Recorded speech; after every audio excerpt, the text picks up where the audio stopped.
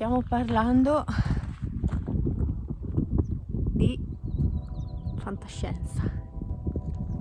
Viaggiatori e viaggiatrici, bentornati e bentornate sul canale. Oggi vi voglio parlare di un posto che secondo me è un posto veramente fantastico, praticamente fatto di panorami mozzafiato, di spiagge nere laviche, dove vivono più animali che uomini, dove si fa il bagno nell'acqua gialla, dove crescono piccole ananas e dove si corre nelle piantagioni di tè.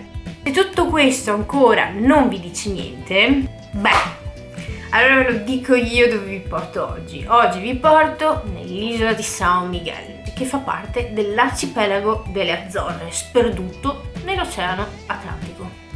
Bella vita, raga! Cominciamo la nostra giornata con un fantastico trekking, Mata do Canario. Ci troviamo nella parte occidentale dell'isola di São Miguel. Il sale un pochino. Si sa, il meteo alle Azzorre è molto variabile e questa giornata era abbastanza nuvolosa.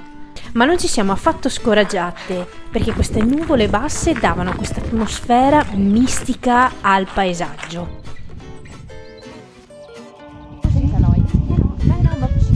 All'improvviso tutte le nuvole spariscono e ci troviamo praticamente nel posto giusto al momento giusto.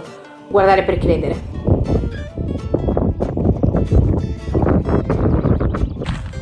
Stiamo parlando di fantascienza. Qui ci è chiaro anche il motivo per cui São Miguel è chiamata l'isola verde, queste distese immense di prati verdi. No, beh, ma devo farci una foto, Questo trekking ci ha messo talmente KO subito il primo giorno che decidiamo di togliere gli ultimi 2-3 km abbastanza noiosetti, facendoci dare un passaggio da una famiglia portoghese e riportarci quindi dove avevamo parcheggiato. Make the trail that go on the container. Obrigada. Ciao, obrigada. Boa tarde. Secondo trekking immancabile all'isola di São Miguel è sicuramente la Lagoa do Fogo. Rimaniamo stupite da quanta natura ci sia, da quanti boschi, quante foreste cui ci stiamo inoltrando e molte volte rimaniamo anche in silenzio per ascoltare i rumori della natura. Stiamo camminando per andare alla Lagoa del Fogo. Il rischio di questo pezzo col maltempo, tra l'altro ad aprile sono le colonie di gabbiani reali. Sembrerebbe che ci abbiano viste. Sì. Hanno dato l'allarme. Sì.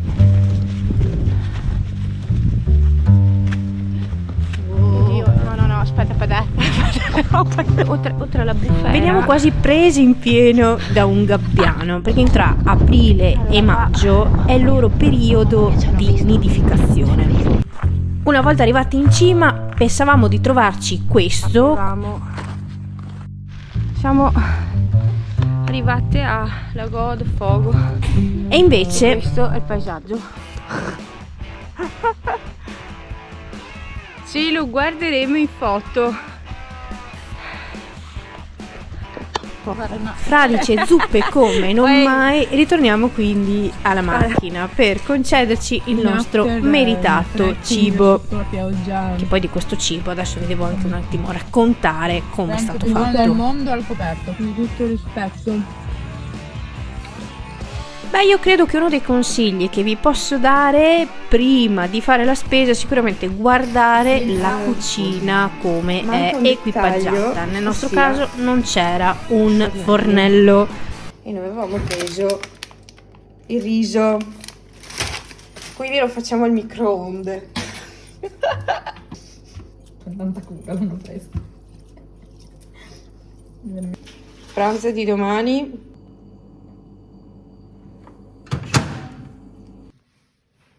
Direi fantastico. sode al microonde. 1 e 2. Allora in acqua fredda. Tac. Allora 12 minuti. Però c'è un però, le uova possono scoppiare. Ecco.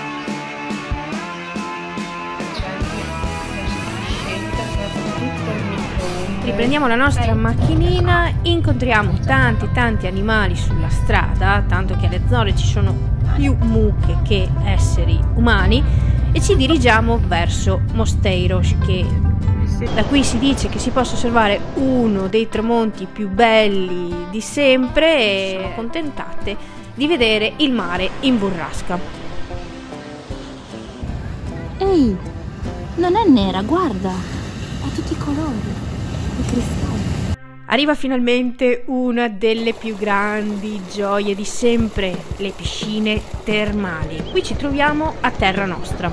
Ci immergiamo quindi in questa enorme piscina che risale al 1780, che contiene acque termali di questo strano colore perché dovute al ferro disciolto al suo interno.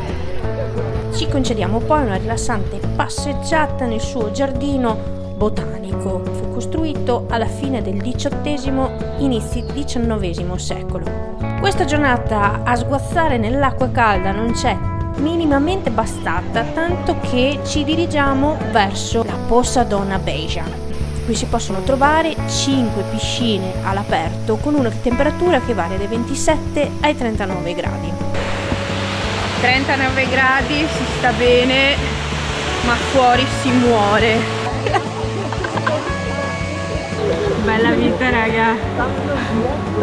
Ci imbattiamo nella bellissima chiesa di Nossa Signora da Paz. Fermatevi a leggere la sua leggenda e non fatevi mancare l'occasione di salire fino in cima, dove si può vedere Villa Franca do Campo. Se volete meravigliarvi con poco, la piantagione di ananas è quello che fa al caso vostro. Però me l'aspettavo che l'ananas nascesse così. Così. Adesso arriva la mia parte preferita, Cha Gorreana. Uno, perché sono una grandissima bevitrice di tè. E poi che fai? Non ti butti a correre come una scema all'interno delle piantagioni? Vale la pena sicuramente entrare e scoprire anche un po' della storia e della produzione del tè. Ecco, biscotti al tè, cos'è? Bergamotto, tè verde. Non sente il tè però,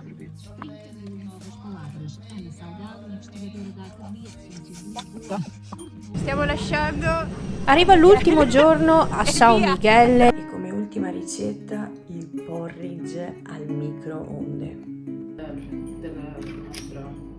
Ah, che robetta, ho fatto anche questo con le scaglie di cioccolato.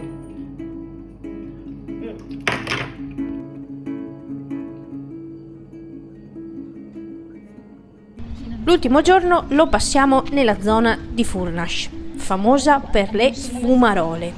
Sono generate dall'attività vulcanica della zona e altro non sono che pozze con acqua che ribolle e fumo che fuoriesce. Che puzza! Pazzesco! Ribolle la terra. Il nostro tour nell'isola è finito e spero che vi sia piaciuto. Se vi è piaciuto mettete un like qui sotto, attivate la campanella perché usciranno prossimi video sempre a tema Azzorre. Infatti questo è stato solo il primo, ma di tutte le isole io ed Elisa, la mia compagna di viaggio, ne abbiamo visitate 5 e quindi seguiranno le prossime avventure.